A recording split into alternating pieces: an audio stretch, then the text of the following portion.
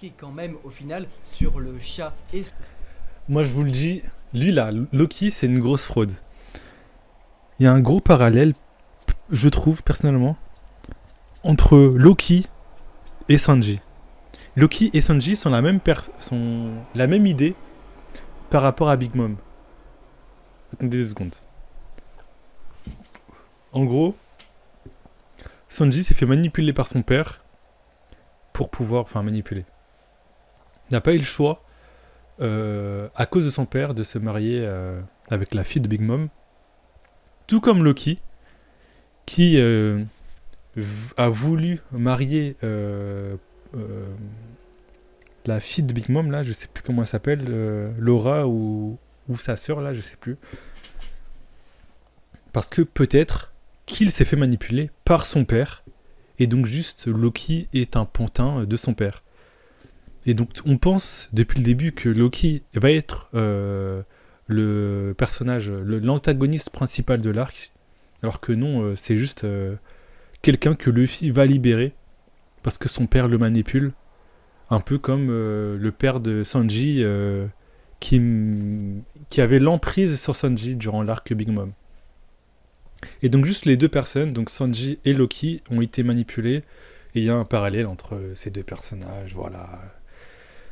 Et Judge est le père de Sanji, et donc le père, on ne connaît pas le nom encore, de Loki, va être dévoilé durant cet arc-là. Voilà, voici ma théorie.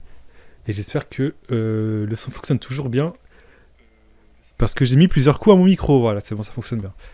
Sur sa tête un peu la même couronne. Et ce que alors Loki, prince de la malice, ne serait pas lui aussi en train de s'amuser avec ses petites souris. Ce que j'aime beaucoup avec l'idée du chat qui est roi dans sa demeure et qui est même le roi du village, c'est que ça fait vraiment jouer de petite fille ou de petit garçon qui fait de son chat le roi. Mais à l'inverse... Exactement, moi je pense que c'est ça aussi. Si du coup les géants sont en taille normale, il va falloir expliquer pourquoi les abeilles sont géantes, tandis que le chat, le hérisson sont à taille tout à fait normale pour des géants, et surtout pourquoi il y aurait, et c'est ce qui semble tout à fait impossible, un lapin qui pour des géants de... Oh, c'était ReZero, ça, incroyable. 15 mètres de haut serait gigantesque et impossible à battre. Je rappelle que Dory et Broggy, c'est les mecs, ils ont pété un poisson rouge, mais comme si de rien... Non, mais c'est ce qui... Enfin, je sais pas, là, c'est... Regardez. Alors. Par contre, c'est chelou, du coup. Pourquoi il y aurait Yggdrasil? Mais, là, juste, je réutilise ce qu'a dit le Montcorvan, hein. En gros, ça, ce serait juste une maison Lego, genre comme vous avez chez vous, quand vous étiez petit. Les Mugiwara, et puis ces personnages-là, ce ne seraient juste pas des géants, mais des gens qui ont été récupérés dans la mer par-ci par-là, donc de taille humaine, qui ont été déguisés comme les Mugiwara. Les abeilles, les hérissons, le chat, etc. sont juste des vrais chats, hérissons et abeilles de Elbaf, c'est pour ça qu'ils sont géants. Et le lapin, bah c'est juste un lapin de taille normale de chez Elbaf. Après, est-ce que c'est vraiment un lapin genre plus gros que la normale, et donc c'est vraiment un lapin géant, je sais pas, tac, que le dieu oreille, un lapin aussi gigantesque, voilà. Est-ce que ce serait un lapin boosté à la prot, etc., donc musclé, enfin, j'abuse, mais vraiment énorme par rapport à la moyenne d'Elbaf. Et donc là, c'est juste une race qu'on ne connaît pas. Je sais pas pourquoi, je sais plus où je voulais en venir, mais pour moi c'est juste des gens, genre ces personnes-là sont juste des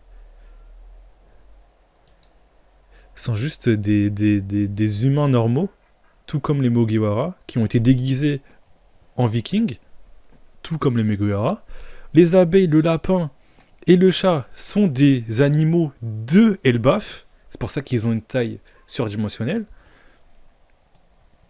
Et on n'a pas encore vu des géants. Là, on est juste dans je sais pas, dans une chambre d'un enfant. dans une chambre, dans un, je sais pas, vivarium, dans un terrarium, ou je sais pas, un truc comme ça. Et donc, ce qu'on croit être Yggdrasil, ce n'est pas vraiment Yggdrasil. Mais genre, c'est un peu comme nos Lego, nos Playmobil, etc. quoi. Là, c'est juste des... Là, l'enfant qui garde les Mugiwara et tous ces personnages-là dans son vivarium, terrarium, les considère comme des jouets, quoi. C'est ça que je veux dire. Rien n'était, ils se font tout et n'importe quoi, ils connaissent le gigantisme, c'est dans leur nature, et ils pensent qu'un lapin est invincible, et qui pourrait battre quelque chose de cette taille? Ça n'a aucun sens. Je pense qu'ici, nous sommes en train d'être Brain. Et le truc qui a participé à Brain la plupart des lecteurs, c'est que au loin, on pense apercevoir le fameux arbre d'Elbaf. 巨人たちの住むこのエルバフの地に巨人族と人 Mais- 間 Putain, je coupe trop, je suis désolé. Mais c'est pas Yggdrasil pour moi. Hein. Parce que déjà là, on voit, il y a des montagnes, etc. Il y a la mer. Là, on voit, il n'y a pas de montagne. Peut-être que ça, c'est une montagne, mais... Yggdrasil, là, on voit son sommet. Yggdrasil, normalement, tu vois que d'un gros tronc, hein. Tu vois pas son sommet comme ça facilement. Et puis, Yggdrasil, dans la mythologie, je crois, c'est l'arbre monde. Où vraiment, comme je vous ai dit, il y a plusieurs peuples qui vivent dessus, il y a plusieurs étages, c'est vraiment un gros truc. Et je ne pense pas que Yggdrasil prend feu aussi facilement, quoi. Si Yggdrasil devrait prendre feu, je pense que l'entièreté de l'arbre prendrait feu, brûlerait au bout de plusieurs années, quoi. Mais pas en quelques heures ou quelques jours. Impossible. との交友の架け橋となりながら En effet, le dernier élément de la part d'Eiichiro Oda pour jouer avec les tailles dans ce chapitre et tromper tout son lectorat, c'est cet arbre. L'arbre qu'on voit au loin est officiellement celui d'Yggdrasil. Non. Cet arbre au centre d'Elbaf, totalement gigantesque. Cependant ici, il y a quelque chose qui cloche encore. On est persuadé, nous, que l'arbre que nous voyons ici, ce n'est pas Yggdrasil. Ce n'est pas l'arbre gigantesque d'Elbaf parce que sa taille ne correspond absolument pas. Rappelez-vous, la première fois que nous pouvions l'observer, c'était au chapitre 866 lors du flashback de Big Mom. Ensuite, nous avions pu le revoir au chapitre 1071 et 1076 avec l'arrivée de Kid sur les rivages d'Elbaf et la présence de Shanks le Roux. À chaque fois, et je dis bien à chaque fois, il y avait cet arbre gigantesque dont il est impossible de voir le sommet et surtout ses traits, ses lignes dans le brouillard indescriptible mais toujours présentes, jamais oubliées par l'auteur. Ça fait des années qu'on vous en parle. Et aujourd'hui, avec ce que ce 1127e chapitre nous apporte, on est persuadé que nous avons T'es mal à la gueule de l'arbre, c'est impossible que ce soit lui. Il est tout frêle. ici les rejetons, les enfants de l'arbre. Voilà. Et c'est ce que nous voyons dans ce chapitre. Là, ce n'est pas l'arbre géant, ce serait un de ses enfants, expliquant sa taille, parce que les Mugiwara et les géants sont ici petits, et donc on pense que c'est l'arbre géant. Mais vraiment, il faut dire les termes. Cet arbre-là, une fois sur l'île, il est impossible d'en voir le contour. Il est impossible d'en voir le sommet. Exactement. Et il n'a pas du tout la même forme. Alors, soit Eiichiro Oda a décidé de changer le chara-design de cet arbre, soit ce n'est tout simplement pas le même. Parce que, vous savez, dans One Piece, les arbres géants, ça existe. Nous avons déjà celui de Eve, qui fait 10 000 mètres de hauteur, dont les racines vont jusqu'à 10 000 mètres de profondeur pour éclairer l'île des hommes poissons et permet d'apporter le soleil dans les profondeurs. L'arbre de Eve, il est tellement gigantesque qu'il serait en réalité dans Redline, ce qui se trouve à droite et à gauche du continent. Ça, c'est des théories. Ce n'est pas vrai, ce n'est pas factuel, mais ce sont des théories, voilà. Ce que j'aime pas avec le Mont Corvo, c'est qu'ils précisent pas. Mais ils sont très pointus. On ne peut pas leur retirer ça. Juste, ils ne précisent pas quand c'est des théories. Ça, c'est une théorie, mais avouons-le, c'est pas très probable, c'est probable que ce soit vrai. En rouge, que ce soit donc Redport ou Sabaody, les deux ont des mangroves, les deux ont des bulles, les deux ont les enfants de Eve.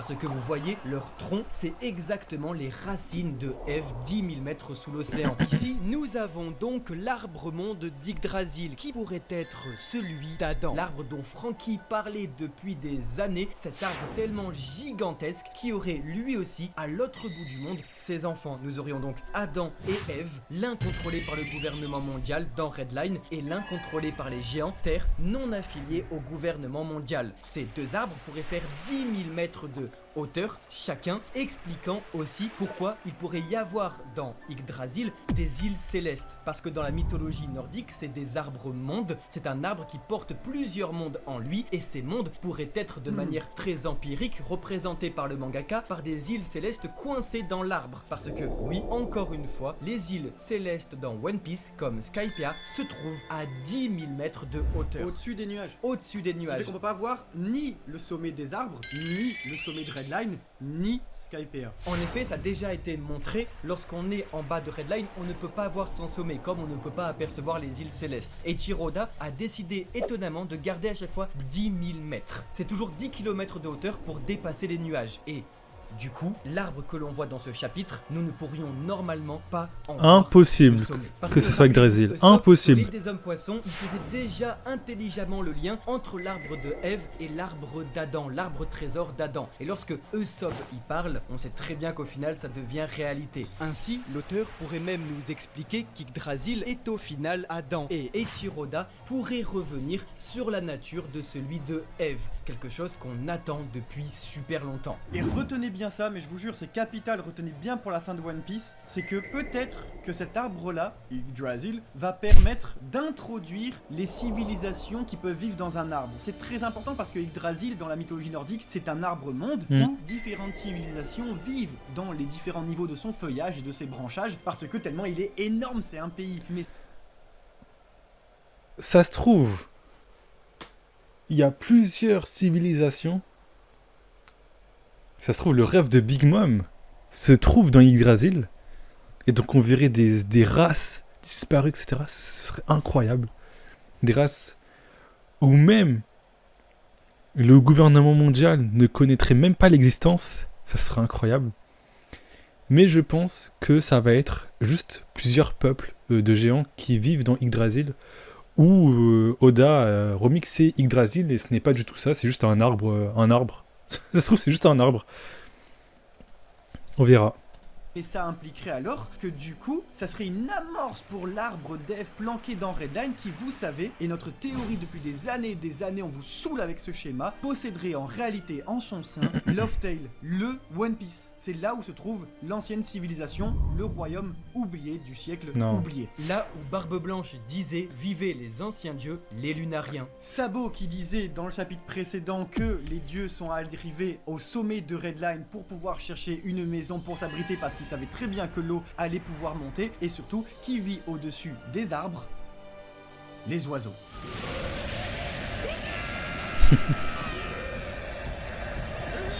Les souvenirs.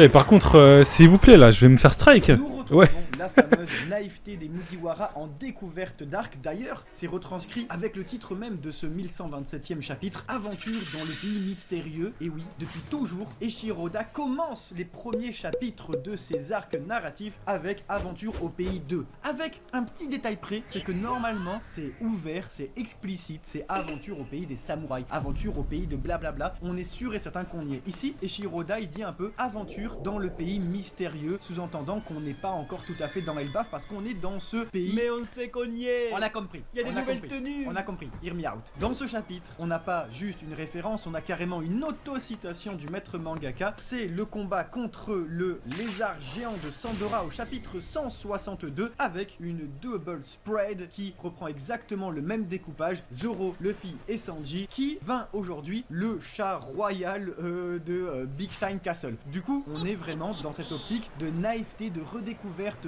de Grand Line, des Mugiwara. C'est surtout pour montrer leur progression. Voilà. Ils se sont fait un lézard, maintenant ils se font un chat. Entre les deux, il y a juste eu Kaido. En vrai, est-ce que le chat niveau Yonko, est-ce que le chat Haki des rois, Ce qu'on sait, Est-ce ce qu'on que sait, ce le qu'on sait pour chat- avérer cela. plus fort que Aokiji?